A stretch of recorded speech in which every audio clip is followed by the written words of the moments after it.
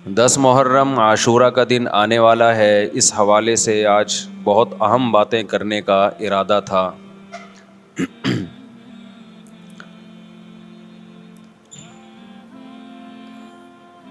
محرم میں کیا کرنا چاہیے؟ کربلا کا واقعہ اصل ہے کیا؟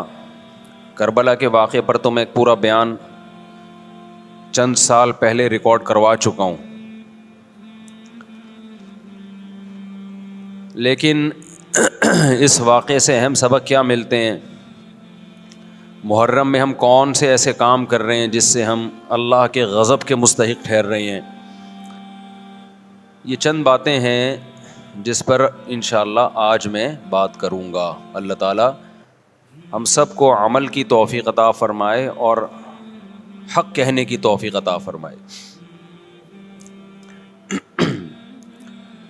دیکھو، ایک بات خوب اچھی طرح سمجھ لو، اسلام 1400 سال پہلے مکمل ہو چکا ہے۔ کسی واقعے کی وجہ سے اسلام کو تبدیل نہیں کیا جاتا، بلکہ اسلام کی روشنی میں اس واقعے کے جو تقاضے ہیں ان پر عمل کیا جاتا ہے۔ ہمارے ہاں ہو یہ رہا ہے، واقعات کی بنیاد پہ مسائل نکالے جا رہے ہیں۔ 10 محرم کا دن سیدنا حسین ابن علی رضی اللہ عنہ کی شہادت سے پہلے بھی عظیم تھا، اور سیدنا حسین ابن علی رضی اللہ عنہ کی شہادت کے بعد بھی عظیم دن ہے۔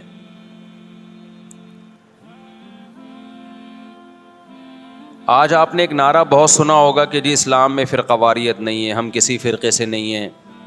میں بار بار کہتا ہوں کہ یہ بڑا خوشنما نعرہ ہے جو سننے میں بہت اچھا لگتا ہے۔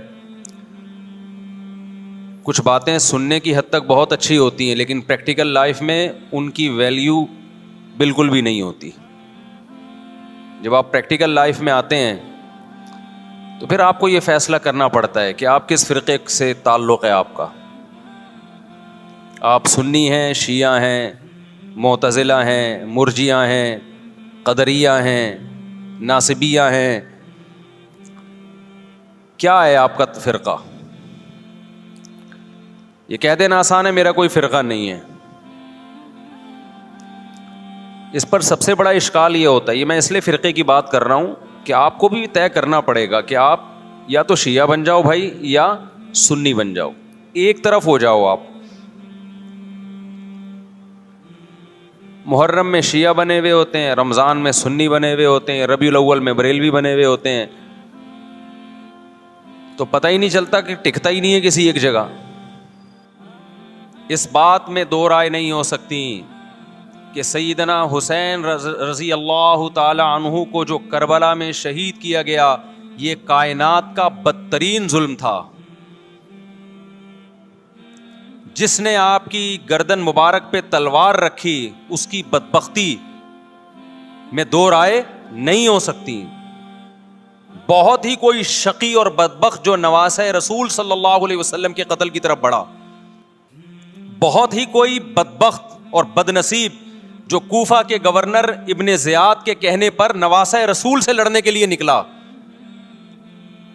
جو اس ظلم کو ظلم نہیں مانتا، وہ بھی اپنے آپ کو جہنم میں جانے کے لیے تیار کر رہا ہے۔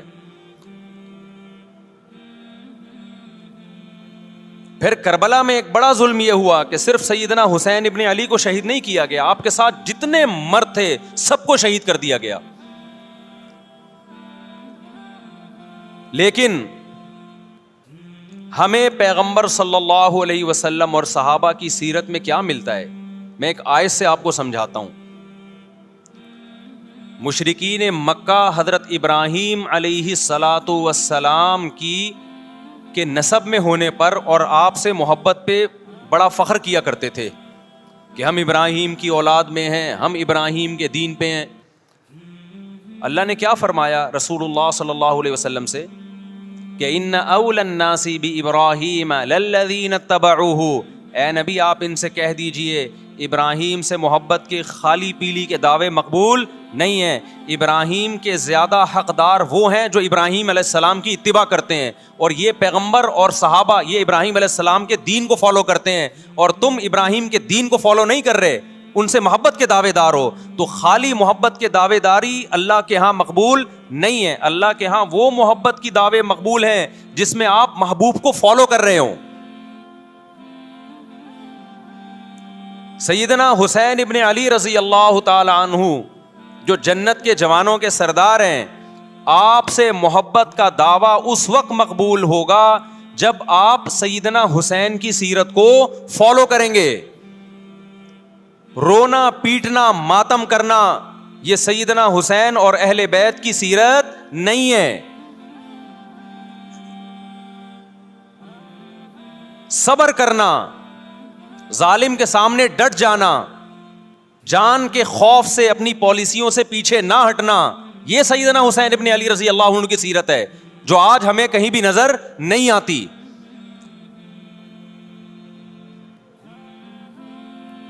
تو ہم نے بھائی دیکھنا ہے صحابہ کا طرز عمل کیا تھا. آپ بتاؤ صحابہ کو سیدنا حسین سے محبت تھی یا نہیں تھی؟ کیا غم کا پہاڑ ٹوٹا ہوگا جب اطلاع ملی ہوگی کہ سیدنا حسین ابن علی اور آپ کے اصحاب اور اہل بیت کو سب کو کربلا میں شہید کر دیا گیا ہے. کیا قیامت گزری ہوگی. کوفہ سے ایک شخص آیا نا, عبداللہ بن عمر سے پوچھنے لگا جو مارنے پر دم کا مسئلہ. انہوں نے فرمایا تم نے پیغمبر کے نواسے کو قتل کر دیا اور مسئلہ یہ پوچھ رہے ہو کہ جو مارنے پر دم آئے گا کہ نہیں آئے گا.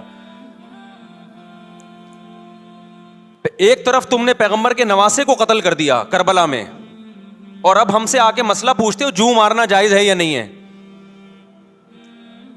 صحابہ کے ہاں یہ غم کم غم نہیں تھا. دیکھو حضرت معاویہ رضی اللہ تعالی عنہ کے ہاتھ پہ بھی حضرت حسین نے بیعت نہیں کی, لیکن بغاوت بھی نہیں کی. کیوں؟ بغاوت سے فتنے کا اندیشہ تھا. حضرت حسن جو حضرت حسین کے بڑے بھائی تھے, انہوں نے سیدنا معاویہ رضی اللہ تعالی عنہ کے ہاتھ پہ بیعت کی اور اس اختلاف کو ہمیشہ کے لیے اپنی کوشش کے مطابق ہمیشہ کے لیے ختم کر دیا. ختم ہوا نہیں ہوا ایک الگ بحث ہے, لیکن حضرت حسن کا مقصد کیا تھا کہ مسلمانوں کی دو جماعتوں کو میں آپس میں لڑتا ہوا نہیں دیکھ سکتا. لوگوں نے کہا آپ خلافت کے حقدار ہیں, آپ نے فرمایا میں دستبردار ہوتا ہوں سیدنا معاویہ کے حق میں. حضرت حسن بیعت ہو گئے حضرت معاویہ سے, اور یہ اختلاف کو کیا کر دیا؟ ختم. حضرت حسین بیعت نہیں ہوئے, لیکن حضرت حسین نے بغاوت بھی نہیں کی. ہر ایک کی اپنی رائے تھی, حضرت حسن کی اپنی رائے تھی. ان کا خیال تھا کہ بیعت ہونا مسلمانوں کے لیے زیادہ مفید ہے, ایک پاورفل حکومت ہوگی, ایک طاقتور ریاست ہوگی, ورنہ لڑتے رہیں گے آپس میں. حضرت حسین کا موقف یہ تھا کہ میں بغاوت تو نہیں کروں گا لیکن بیعت بھی نہیں ہوں گا, کیونکہ اگر بیعت ہو گیا تو اس سے جو خلفائے راشدین کے دور میں جو خلیفہ کی سلیکشن کا طریقہ تھا وہ طریقہ ختم ہو جائے گا. تو میں اگر اس طریقے کو نہیں لا سکتا تو اس کے خلاف کو پروموٹ بھی نہ کروں میں. یہ بھی ایک رائے تھی. میں سمجھا پا رہا ہوں اپنی بات؟ بھائی رائے کا اختلاف ہوتا ہے نا. نبی صلی اللہ علیہ وسلم نے فرمایا اذا اجتہد المجتہد فإن اصاب فلہ اجران وإن اخطأ فلہ اجر واحد. جب کوئی مجتہد اللہ کی رضا کو سامنے رکھ کے اجتہاد کرتا ہے, صحیح اور غلط کا فیصلہ کرنے بیٹھتا ہے, رائے یعنی اس کا مقصد اللہ کی رضا ہو, تو اگر وہ درست نتیجے پہ پہنچے تو 2 ثواب, غلط نتیجے پہ پہنچے تو بھی 1 نیکی اس کو ملتی ہے, اس لیے کہ اس کے بس میں جو خیر خواہی کا کے لیے جو تھا وہ اس نے کر دیا. رائے کا اختلاف ہوتا ہے. تو حضرت حسن رضی اللہ تعالیٰ عنہ بیعت ہوئے حضرت معاویہ کے ہاتھ پہ. سیدنا حسین نہ بیعت ہوئے اور نہ آپ نے بغاوت کی, خاموشی اختیار کی. حضرت معاویہ رضی اللہ تعالی عنہ نے سیدنا حسین کو تلوار کی زور سے بیعت پر مجبور نہیں کیا, بلکہ نواسہ رسول کا خیال کیا اور وصیت بھی کی لوگوں کو. لیکن جب حضرت معاویہ کے بعد یزید جانشین ہوا, اس کی سب سے بڑی غلطی یہ تھی کہ اس نے نواسہ رسول صلی اللہ علیہ وسلم اور آپ کے ساتھ جو چند اہل بیت اور چند صحابہ تھے, اس وقت بھی حضرت حسین نیوٹرل تھے. نہ حضرت حسین نے بغاوت کا ارادہ کیا اور نہ بیعت کرنے کا ارادہ کیا. یزید ابن معاویہ کو چاہیے تھا کہ سیدنا حسین رضی اللہ عنہ کو اپنے حال پہ چھوڑ دیتا، اپنے والد کی طرح.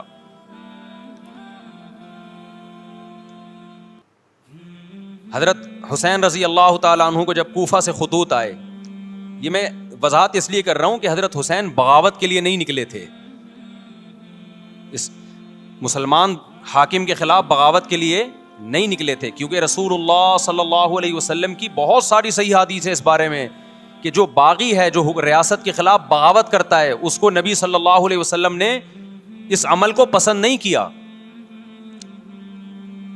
تو حضرت حسین رضی اللہ تعالیٰ عنہ کو کوفہ سے خطوط آئے کہ یہاں سارے کے سارے لوگ آپ کے ہاتھ پہ بیعت کرنے کے لیے تیار ہیں. ظاہر ہے جب کسی علاقے کے لوگ دارالخلافہ ہو اور سب بیعت ہونے کے لیے تیار ہوں تو پھر آپ کا جانا یہ بغاوت کا عمل نہیں کہلاتا. حضرت حسین رضی اللہ تعالیٰ عنہ اہل بیت کے ساتھ نکلے. کربلا میں جب پہنچے، مشہور واقعہ آپ 20 دفعہ سن چکے ہیں، وہاں جا کے آپ کو اطلاع ہوئی کہ وہ خبر غلط تھی، اور عبید اللہ بن زیاد نے ایک پورا لشکر بھیجا سیدنا حسین رضی اللہ تعالیٰ عنہ کو مجبور کرنے کے لیے کہ میرے ہاتھ پہ آپ زبردستی بیعت ہو جائیں. حضرت حسین رضی اللہ تعالیٰ عنہ نے مطالبے رکھے کہ یا تو مجھے واپس جانے دیا جائے، اور اگر بیعت کرنا ہی ہے تو میں دمشق میں امیر کے ہاتھ پہ جا کے بیعت کروں گا. بہت معقول مطالبے تھے یہ. میرا مقصد ابھی کربلا کا واقعہ بیان کرنا نہیں ہے، اس پہ بہت کچھ کہا جا چکا ہے، خود میرا بھی بیان اس پہ تفصیل سے ہو چکا ہے. اس کے بعد بھی سیدنا حسین رضی اللہ تعالیٰ عنہ کو مجبور کرنا کہ عبید اللہ بن زیاد جو بدبخت انسان، جو قاتل تھا اہل بیت کا، اسی کے ہاتھ پہ لازمی بیعت ہوں، جبکہ وہ امیر بھی نہیں ہے، وہ گورنر ہے ایک علاقے کا. تو نواسہ رسول کا خیال نہ کرنا یہ بدترین ظلم تھا جو اس وقت حکومت سے ہوا ہے. حضرت حسین رضی اللہ تعالیٰ عنہ، دیکھو نبی صلی اللہ، آج ہم دیکھتے ہیں کہ جو بڑا آدمی ہوتا ہے نا، اس کی قربانیاں ہوتی ہیں، اس کی بڑی بڑی قربانیاں ہوتی ہیں. چھوٹے اپنے بڑوں کی قربانیوں کو کیش کراتے ہیں. آپ نے دیکھا ہوگا فلاں نے بڑی قربانیاں دی اور بچے موج کر رہے ہیں، دیکھا نا آپ نے. لیکن اللہ تعالیٰ نے رسول اللہ صلی اللہ علیہ وسلم کے نسب کو اس سے محفوظ کیا. ہمارے نبی کے 2 بیٹے حسن حسین، آپ کی نسل حضرت فاطمہ سے چلی ہے، دونوں شہید ہوئے ہیں. اس میں بہت بڑی حکمت تھی کہ پیغمبر صلی اللہ علیہ وسلم نے سب سے پہلے تربیت اپنے گھر والوں کی ہے. آج لوگ باہر فنٹر بنے ہوئے ہوتے ہیں، تبلیغیں کر رہے ہوتے ہیں، اپنے گھر کی ان کو پرواہ نہیں ہوتی. نبی صلی اللہ علیہ وسلم نے سب سے پہلے جو تربیت کی ہے، کس کی ہے؟ حضرت حسن اور حسین کی ہے. تو جب کربلا میں آپ کو چاروں طرف سے گھیر لیا گیا اور آپ کو مجبور کیا گیا کہ آپ نے ابن زیاد کے ہاتھ پہ بیعت کرنا ہے، تو آپ نے اس ذلت کو گلے لگانے سے انکار کر دیا. آپ کو 100% یقین تھا کہ اتنے بڑے لشکر کے سامنے میں ٹھہر نہیں سکتا، اسباب کی دنیا میں فتح کی امید نہیں ہے. لیکن حضرت حسین رضی اللہ تعالی عنہ نے لڑنے کا فیصلہ کر کے اور شہادت کو قبول کرنے کا فیصلہ کر کے ابن زیاد اور اس زمانے کے حکمران جو اس قتل پہ راضی تھے، قیامت تک کے لیے ان پہ لعنت کے سلسلے کا دروازہ کھول دیا. بعض دفعہ اللہ بھی یہ چاہتے ہیں کہ بدبختوں کو ڈھیل ملے تاکہ ان کا جرم سنستدرجہم من حیث لا یعلمون. قرآن کہتے ہیں نا ہم ان کو ڈھیل دیں گے، ان کو برائی میں ہم آگے بڑھنے دیں گے، ایسے بڑھنے دیں گے کہ ان کو خود بھی پتہ نہیں چلے گا، تاکہ قیامت کے دن ان کا عذاب ان کو کئی گنا بڑھا کر دیا جائے. اب میرے بھائی ہمارے لیے کیا سبق ملتا ہے؟ جب یہ واقعہ ہوا عالم اسلام میں کوہرام مچ گیا،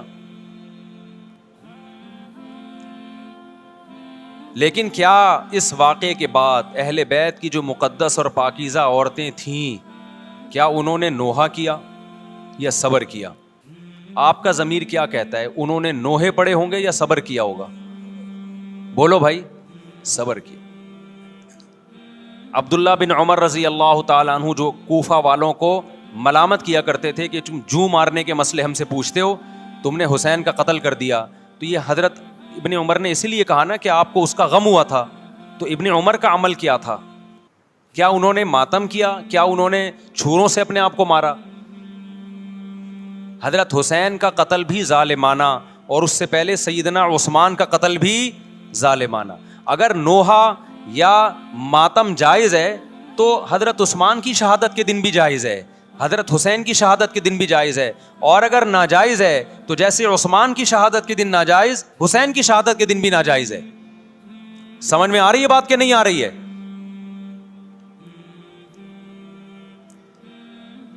قرآن کیا کہتا ہے ایسے مواقع کے بارے میں؟ تلک امۃ قد خلت لہا ما کسبت ولکم ما کسبتم.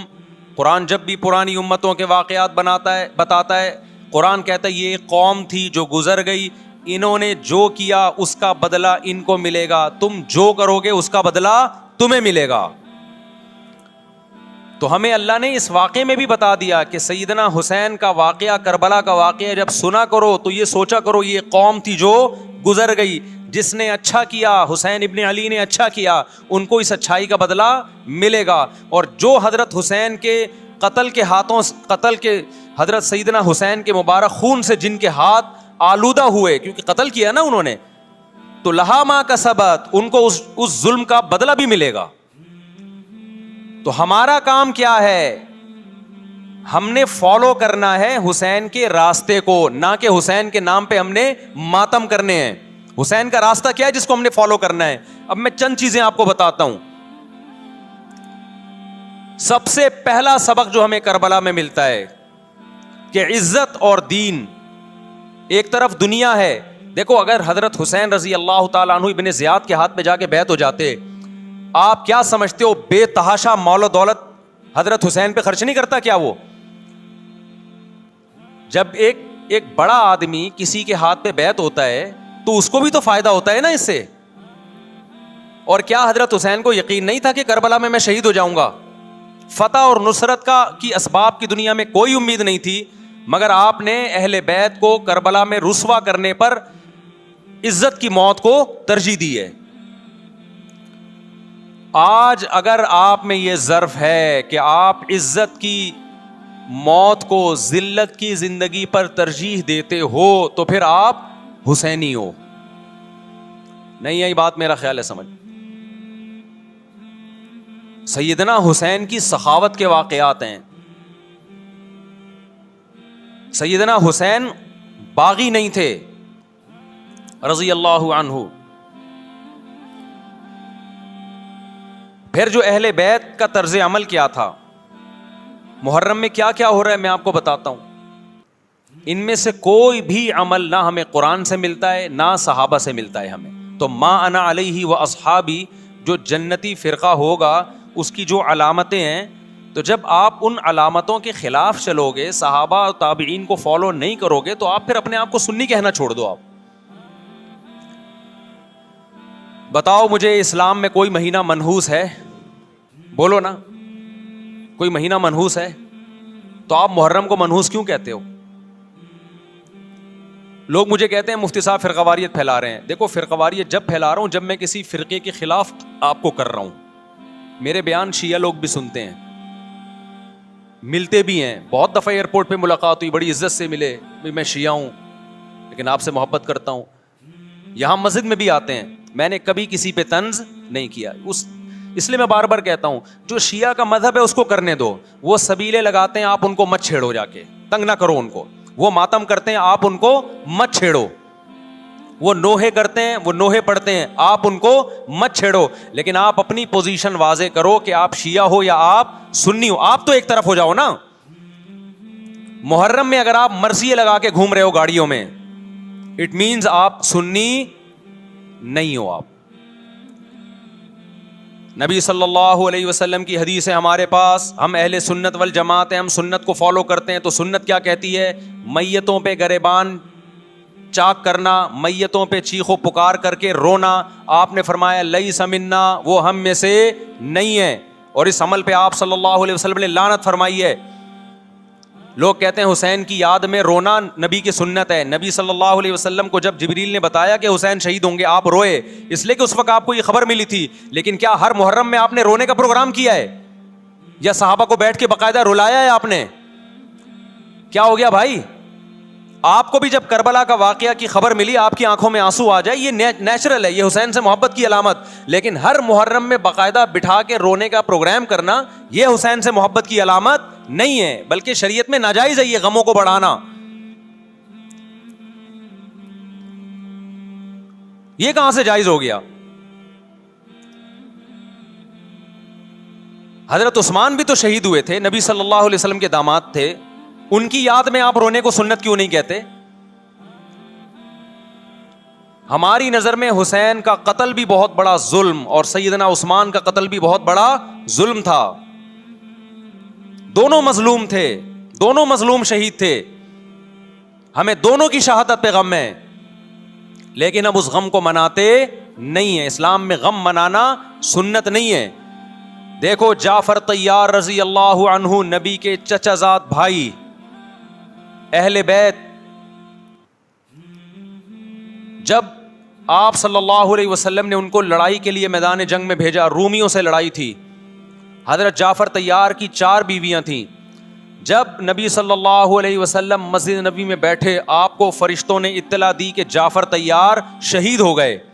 آپ صلی اللہ علیہ وسلم کی آنکھوں سے آنسو.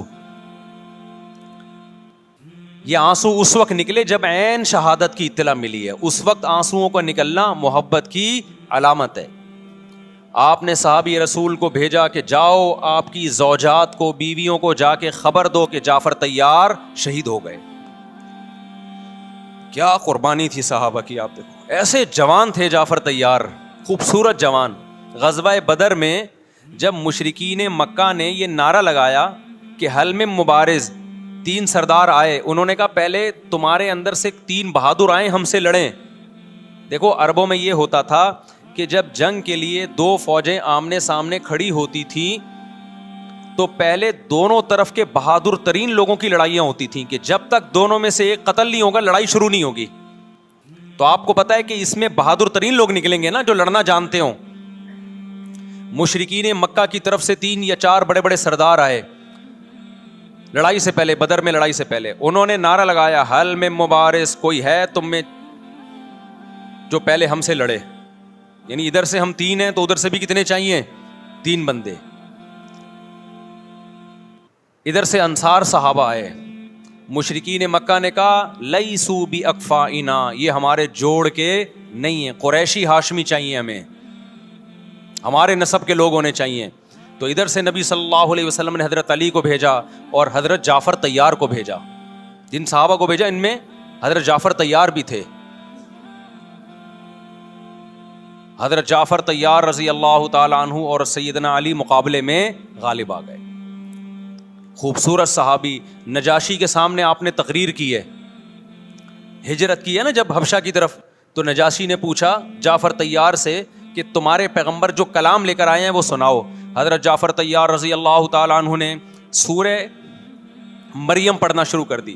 کاف ہا یا عین صاد ذکر رحمت ربک عبدہ زکریا اذ نادى ربه نداء خفيا قال رب اني وهن العظم مني واشتعل الراس شيبا ولم اكن بدعائك رب شقيا واني خفت الموالي من ورائي وكانت امراتي عاقرا فهب لي من لدنك وليا. ایسی حضرت مریم اور عیسیٰ ابن مریم کی سیرت کو سورہ مریم میں بیان کیا حضرت جعفر طیار نے کہ نجاشی روتے روتے اس کی داڑھی تر اور جتنے پادری بیٹھے تھے سب کی داڑیاں تر ہو گئی روتے روتے. تو یہ تقریر جو نجاشی کے اسلام کا سبب بنے، بادشاہ کو مسلمان کرنے والے کون تھے؟ حضرت جعفر طیار. اور آپ کے چھوٹے چھوٹے بچے، 4 جوان بیویاں ہوں، چھوٹے چھوٹے بچے ہوں، اور ایسے میں میدان جنگ میں لڑتے ہوئے شہید ہو جائیں تو پیغمبر اور صحابہ پہ کیا قیامت ٹوٹی ہوگی. لیکن ہمارے نبی صلی اللہ علیہ وسلم کی آنکھوں سے کیا تھے؟ صرف آنسو موتی کی طرح ٹپک رہے تھے. اور آپ صحابہ کو اطلاع دے رہے تھے کہ جعفر طیار شہید ہو گئے اور جاؤ ان کے گھر والوں کو بتا کے آ جاؤ. کتنی بڑی قربانی ہے یا نہیں ہے؟ جب خبر دینے والا آپ کی ازواج کو بتا کے آیا کہ جعفر طیار شہید ہو گئے تو آپ کے گھروں سے خواتین کے رونے کی آوازیں آئیں. آپ صلی اللہ علیہ وسلم نے فرمایا ان سے بولو کہ اپنی آواز کو پست کرو. پھر چیخ و پکار کی آواز آئی تو آپ نے فرمایا کہ اگر دوبارہ چیخ و پکار کی آواز آئے تو ان کے منہ پہ خاک پھینک دو. وہ شہید کی بیوہ تھیں, اور شہید بھی کتنے مقدس, ان کو بھی نبی صلی اللہ علیہ وسلم نے نوحہ کرنے کی اجازت نہیں دی. اس دن جس دن غم پہنچا ہے اس دن بھی چیخ و پکار کی اجازت نہیں دی ہے, تو آپ بتاؤ اگلے سال اس تاریخ کو چیخ و پکار کی کیسے اجازت مل جاتی؟ نہیں آئی میرا خیال ہے بات سمجھ میں. جب غم پہنچا ہے اس وقت چیخنے چلانے کی اجازت نہیں ہے. چھوٹے چھوٹے یتیم بچے, حضرت جعفر طیار کے چھوٹے چھوٹے یتیم بچے, کتنا غم ہوتا ہے جب چھوٹے چھوٹے بچے, ان کا باپ دنیا سے چلا جائے, کتنا ترس آتا ہے ان کے اوپر. تو ہمارے نبی کو بھی ان یتیم بچوں پہ بھی ترس آیا, ان بیواؤں پہ بھی ترس آیا, لیکن نہ نبی صلی اللہ علیہ وسلم چیخو پکار کر کے خود روئے اور نہ آپ نے ان کی ازواج کو رونے کی اجازت دی ہے. سمجھ میں نہیں آ رہی میرا خیال ہے بات. میرا مقصد شیعوں پہ طنز کرنا نہیں ہے, ان کا جو مذہب ہے ان کو اس پہ چلنے دو. میرا مقصد ہے آپ اپنی پوزیشن واضح کرو کہ آپ ادھر ہو یا ادھر ہو. کسی کو تنگ مت کرو, نہ کسی پہ فتوے لگاؤ کفر اسلام کے, نہ کسی کو جہنمی قرار دو. اپنی پوزیشن آپ فیصلہ کرو کہ آپ اگر ادھر جانا ہے تو پورے ادھر چلے جاؤ. پھر یہ آدھا تیتر آدھا بٹیر والا معاملہ مت کرو. وہ ان کا مذہب ہے بھائی, ان کے علماء ان کو بتاتے ہیں کہ محرم میں کالے کپڑے پہننے ہیں, محرم میں ماتم کرنا ہے, محرم میں کو منحوس سمجھنا ہے, اس میں شادی بیاہ نہیں کرنا. ان کے علماء ان کو بتاتے ہیں, ان کو چلنے دو اس پر. دنیا میں بہت سے فرقے ہیں, بہت سے مذہب ہیں, ہم کسی کو نہ ختم کر سکتے ہیں نہ کسی کے خلاف نفرت پیدا کر سکتے ہیں. اس سے کوئی چیز حاصل نہیں ہوگی. کسی سے نفرت کرنے کی ضرورت نہیں, کسی پہ فتوے لگانے کی ضرورت نہیں, لیکن آپ کو اپنی پوزیشن واضح کرنی پڑے گی کہ میں کہاں کھڑا ہوا ہوں. اگر آپ سنی ہو تو پھر اہل سنت والجماعت صحابہ تابعین کو فالو کرتے ہیں, حدیث کو فالو کرتے ہیں, اور حدیث میں ہمیں ماتم کرنا, نوحہ کرنا, گریبان چاک کرنا اس کی پرمیشن نہیں ہے, بلکہ اس سے روکا گیا ہے, اس عمل کو حرام اور ناجائز قرار دیا گیا ہے. بات آ رہی ہے سمجھ میں؟ باقی جو شیعہ حضرات کرتے ہیں, ہمارے دوست ہیں شیعہ, میں مذاق میں نہیں کہہ رہا, ملتے ہیں ہم سے, میں کبھی ان سے مذہب کے ٹاپک پہ بات نہیں کرتا, نہ ان کو کبھی چھیڑتا ہوں کہ آپ یہ کیوں کر رہے ہو, یہ کیوں نہیں کر رہے. بھائی اس کا مذہب ہے, وہ اس کا فرقہ ہے, جو کرنے دو اس کو, ہم نہیں کرتے,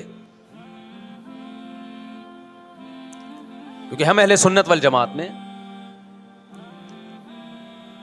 سمجھ میں آ رہی ہے بات کہ نہیں آ رہی؟ پھر ربیع الاول کا مہینہ آئے گا, اس میں بھی آپ اپنی پوزیشن واضح کرو کہ آپ ادھر ہو یا ادھر ہو. دو فرقے ہیں, دیوبندی بریلوی. میں نہیں کہہ رہا کہ کون جنتی کون جہنمی, لیکن بر صغیر میں جن کو دیوبندی کہا جاتا ہے وہ نظر و نیاز تیجے 40 میں کے قائل بولو نہیں ہے. یہ ان کی کتابوں میں لکھا ہوا ہے, وہ اس کے قائل نہیں. اگر کوئی بزرگ ان میں قائل گزرا بھی ہے تو وہ اس کا ذاتی تفرد ہے, اس کو علماء نے فالو نہیں کیا, اس کو ان کی اجتہادی غلطی قرار دیا ہے. ربیع الاول میں جلوس نکالنا یا مزار بنانا یا مزاروں پہ جانا اس نیت سے کہ وہاں جا کے ہم کوئی قوالی پڑھیں گے یا کچھ بھی, ہمارے ہاں قبرستان جانا صرف اس لیے ہے کہ آخرت کی یاد تازہ ہو, بس. اس کے علاوہ اور کوئی کانسیپٹ نہیں ہے. ہمارے ہاں قبر ایک بالش سے زیادہ اونچی بنانا جائز بولو نا نہیں ہے. قبر پکی کرنا جائز نہیں ہے. تیجے 40 کرنا جائز بولو نہیں. آج ایک صاحب آئے, کہنے لگے میری ساس کا 40واں ہے, فجر میں کہنے لگے مجھے, کہہ رہے میں نہیں گیا تو بڑا مسئلہ ہو جائے گا. میں نے کہا بھائی ایک فیصلہ کرو, گرین چینل یا وائٹ چینل, ایک طرف ہو جاؤ بھائی, کیونکہ وائٹ چینل میں یہ جائز نہیں ہے, نہ 40واں ہے نہ تیجا ہے. اب لوگ مذاق اڑاتے ہیں, مر گیا مردود نہ فاتحہ نہ درود.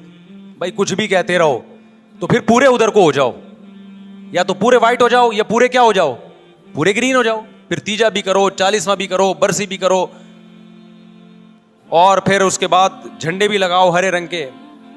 میں نہیں کہہ رہا دیوبندی صحیح ہے یا بریلوی صحیح ہے, دیکھو میں یہ بحث نہیں کر رہا, میری بات کو غلط نہ لے کے جانا. میں کہہ رہا ہوں آپ اپنی پوزیشن واضح کرو, صحیح غلط تو اگلا مرحلہ ہے. آپ کیا ہو, آپ کو تو یہی نہیں پتا چل رہا. آپ रबीउल अव्वल में हरे झंडे लेके घूम रहे हो, रमजान में आप व्हाइट चैनल बने हुए हो, मुहर्रम में आप ब्लैक चैनल बने हुए हो, तो पता ही नहीं चल रहा तो है क्या भाई? जब 73 फिरकों में एक जन्नती है तो एक को फॉलो करो ना, जिसको जन्नती समझते हो। अगर आप समझते हो कि ब्लैक चैनल या शिया फिरका जन्नती है तो पूरे शिया हो जाओ भाई। अगर आप समझते हो बरेलवी फिरका जन्नती है तो पूरे बरेलवी हो जाओ। तो जिसको समझते हो वो बन जाओ, लेकिन पूरे बनो, अधूरे मत बनो, आधा आधा ना लो। बात समझ में आ रही है? मैं फिर बता रहा हूं, ना मैं किसी को जन्नती कह रहा हूं ना जहन्नमी। मैं ये नहीं कह रहा देवबंदी जन्नत में जाएंगे या बरेलवी जाएंगे या शिया जाएंगे, ये तो अल्लाह फैसला करेगा। हम तो वो करेंगे जो हमारी खोपड़ी में आ रहा है। हमारी खोपड़ी में ये आ रहा है कि जिसको भी करो तो एक को करो पूरा, ताकि एक तरफ हो जाओ। आधे तीतर आधे बटेर मत बनो आप, और दूसरे को छेड़ो भी नहीं, छेड़ने की भी जरूरत नहीं है। कोई जो कर रहा है भाई उसका मजहब है। देखो हिंदू मंदिर में जाता है ना, हमारी राय के मुताबिक सही कर रहा है, गलत कर रहा है, गलत कर रहा है, लेकिन हम छेड़ते हैं क्या? इस्लाम ने इजाजत दी उसको छेड़ने की कि हिंदू जा रहा है उसको पकड़ के ला, क्यों जा रहा है भाई? इस्लाम बोला है भाई लकुम दीनुकुम वलिय दीन, तुम्हारे लिए तुम्हारा दीन, हमारे लिए हमारा दीन। ला इकराह फिद्दीन, दीन में जबरदस्ती नहीं है, जो जो कर रहा है उसको करने दो।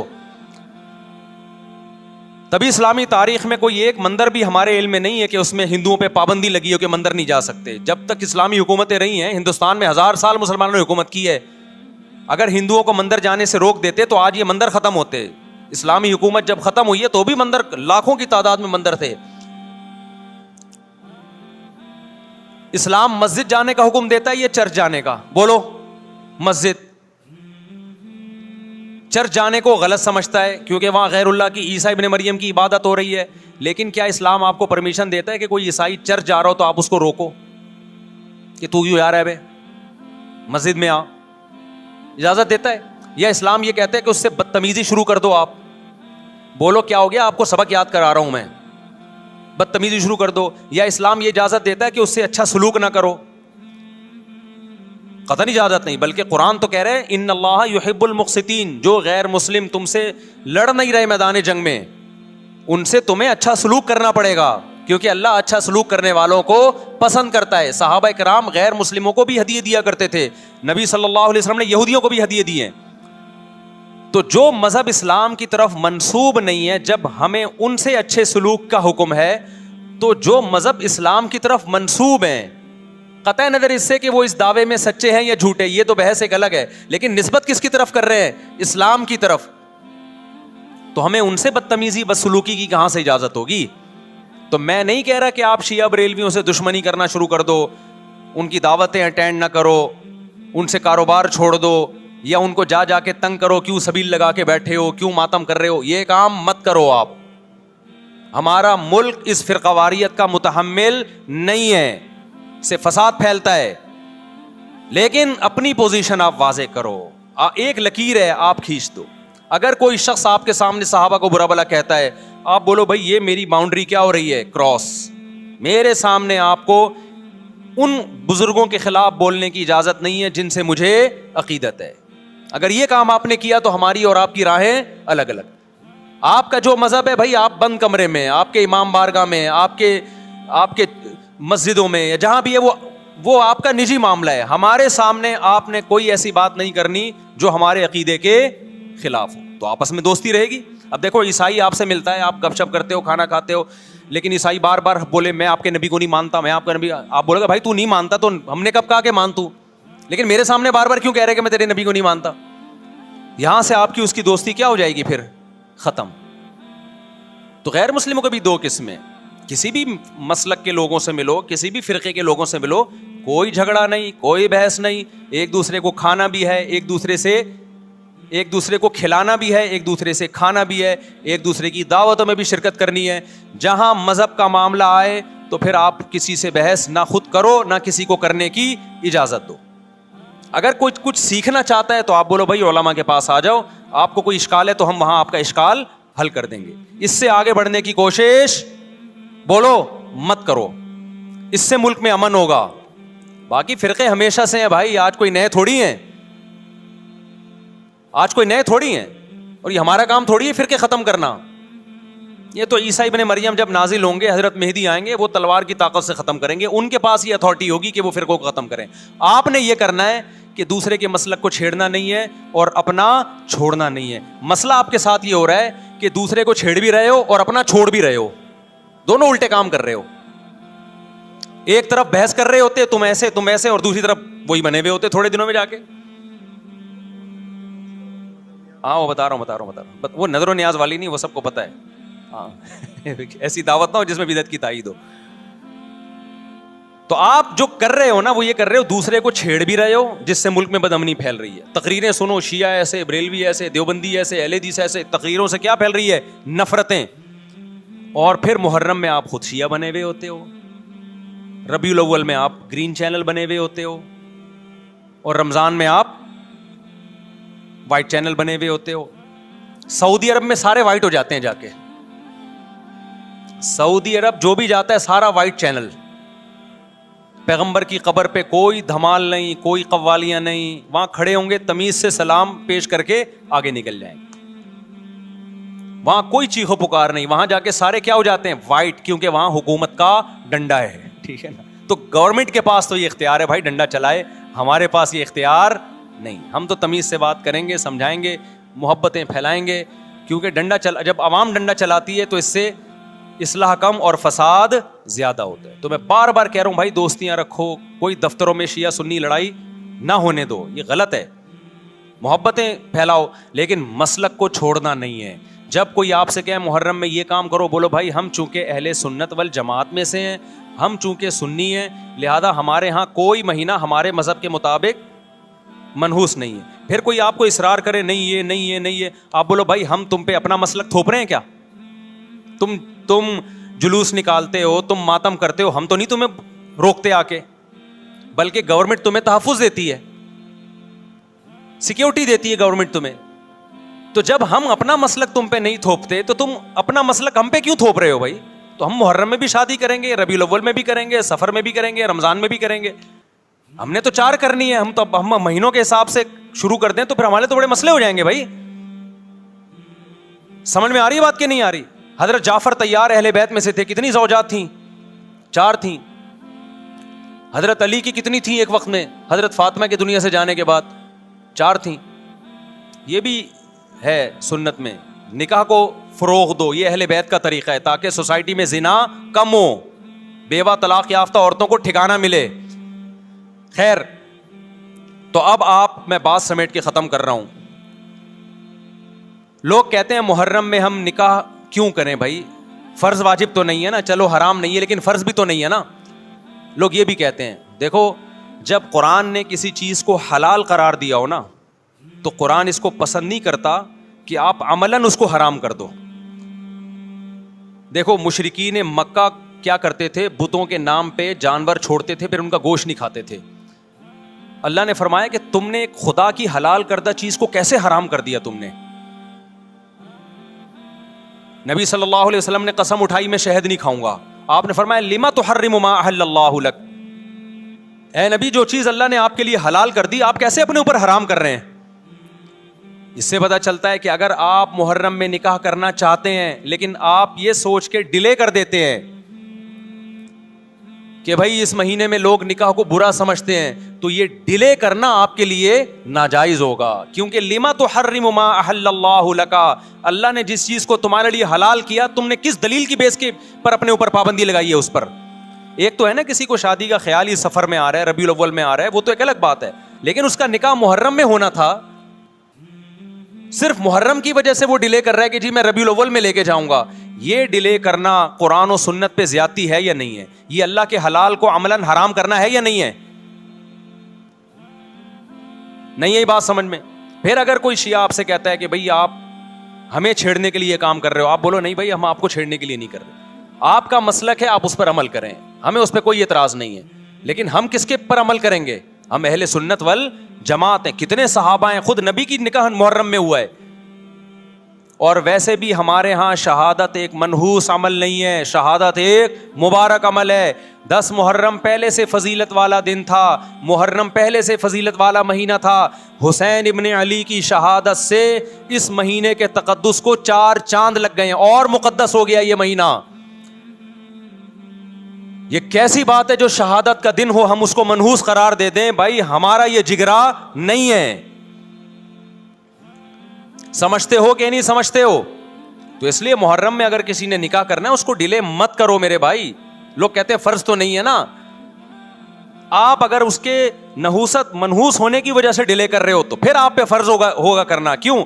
اس آیت کی روشنی میں لما تحرم ما احل اللہ لک. اے نبی جس چیز کو اللہ نے حلال قرار دیا آپ کس دلیل کی بیس پہ اس کو اپنے اوپر حرام کرتے ہیں؟ سمجھتے ہو کہ نہیں سمجھتے؟ تو اسی طرح یہ جو باقی کام محرم میں ہو رہے ہیں، مرثیے سن رہے ہیں لوگ، نوحے سن رہے ہیں، رکشے والوں نے بھی لگائے ہوئے ہیں، تو بھائی شیعہ حضرات کا مسئلہ کہ ان کو کرنے دو، آپ یہ عمل مت کرو. اگر آپ سنی ہو تو پھر اہل سنت والجماعت کے ہاں میتوں پہ رونے کے مرثیے یہ جائز نہیں ہے، کیونکہ اس سے غم بڑھتا ہے. ہمارے نبی نے جعفر طیار رضی اللہ عنہ کی زوجہ کو، جن کا حقیقی غم تھا اس وقت، ان کو نہیں رونے دیا. تو ہمیں کیسے آپ صلی اللہ علیہ وسلم چیخو پکار کی اجازت دیں گے؟ اسی طرح محرم میں سبیلیں لگانا، اس کی بھی کوئی دلیل نہیں ہے. سیدنا حسین ابن علی وہ تو پیاس ظلم سے شہید ہوئے. وہ ایک طرف آپ کہتے ہیں وہ پیاسے تھے، ان کو پانی نہیں ملا، دوسری طرف آپ اس دن میں لوگوں کو پانی پلا رہے ہیں، تو اس کی لاجک بھی نہیں بنتی کوئی. اسلام نے 10 محرم کو روزے کا دن قرار دیا. روزہ اور سبیل جمع نہیں ہو سکتے. سمجھتے ہو کہ نہیں سمجھتے؟ آپ کہہ سکتے ہیں کسی کو پانی پلانے پر کون پابندی لگا سکتا ہے؟ پانی پلاؤ بھائی پورے سال، اسپیسیفک ان دنوں میں کیوں پلا رہے ہیں آپ؟ تو جو شیعہ حضرات ہیں ان کا مسلک ہے، ان کو کرنے دیں. میں بار بار اس لیے کہہ رہا ہوں ایسا نہ ہو چھیڑ چھاڑ شروع کر دے جا کے. پہلے ہی ملک میں لڑائیاں بہت ہو رہی ہیں، دوبارہ ایک نئی جا کے پتا یہاں بھی سبیل لگی ہوئی ہے، جا کے ان کو چھیڑنا شروع کر دو. سبیل کیوں لگا؟ چھیڑنے کی اجازت نہیں ہے کسی کو. آپ نہ لگائیں نہ پئیں. بولے بھائی ہمارے لیے محرم ایسا ہے جیسے دوسرے مہینے ہوتے ہیں. 4 مہینے محترم ہے، محرم، رجب، ذی قعدہ، ذی الحجہ. تو جتنا ذی قعدہ ذی الحجہ ہے اتنا ہی محرم اور رجب ہے. تو جیسے ان مہینوں میں نارمل رہتے ہو ان میں بھی ہم نے ایسے ہی رہنا ہے. سمجھتے ہو کہ نہیں سمجھتے ہو؟ اور حلیم کی دیگیں مت پکاؤ محرم کی راتوں میں. حلیم کھا سکتے ہو جب چاہو، اس خاص ان دنوں میں. اور ویسے بھی جو لوگ پوری رات حلیم کے دیگڑے میں گھوٹے لگاتے ہیں صبح روزہ نہیں رکھتے ہو. کیا خیال ہے؟ جب آپ پوری رات دیگڑے میں گھومتے رہو گے، دیکھا نہیں یہ پوری رات دیکھ کے اندر گھومتے رہتے ہیں جیسے موت کے کنویں میں نہیں بائک چلاتا بندہ، تو صبح روزہ رکھے گا ایسا آدمی؟ تو یہ ساری چیزیں آپ کو اس کام سے روکتی ہیں جو سنت سے ثابت. تو اللہ تعالی ہمیں محرم میں وہ کچھ کرنے کی توفیق عطا فرمائے جس کی ہمیں اللہ، اس کے رسول اور صحابہ نے پرمیشن دی ہے، اور ان تمام باتوں سے اللہ ہمیں بچنے کی توفیق عطا فرمائے جس سے اللہ، اس کے رسول اور صحابہ نے ہمیں بچنے کا حکم دیا ہے. اللہ تعالیٰ سمجھنے کی، عمل کی توفیق عطا فرمائے. وما علینا الا البلاغ.